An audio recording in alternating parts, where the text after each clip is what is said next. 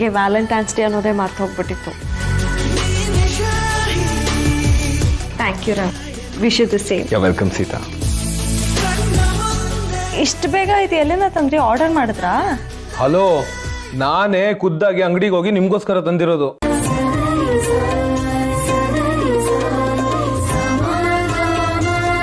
I love you Ram. Love you too Sita.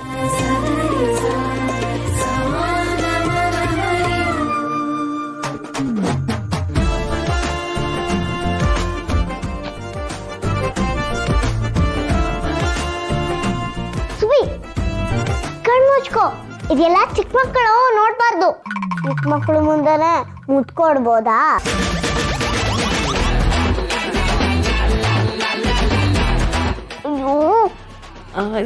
ಸಿಹಿ ಪುಟ, ಅದು ಇವತ್ತು ವ್ಯಾಲೆಂಟೈನ್ಸ್ ಡೇ ಅಲ್ವಾ, ಅದಕ್ಕೆ ನಿಮ್ಮ ಅಪ್ಪ ನನಗೆ ಬೊಕ್ಕೆ ಕೊಟ್ಟಿದ್ದಾರೆ ನೋಡು.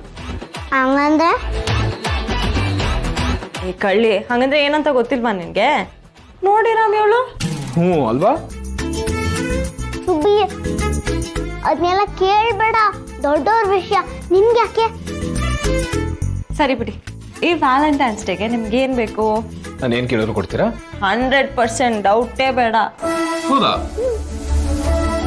ನನಗೆ ನನ್ನ ಹಳೆ ಸೀತಾ ಬೇಕು, ಸಿಹಿ ಬೇಕು.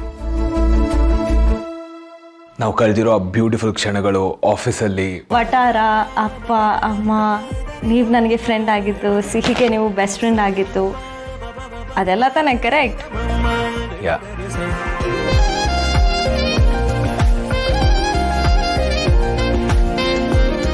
ತಥಾಸ್ತು.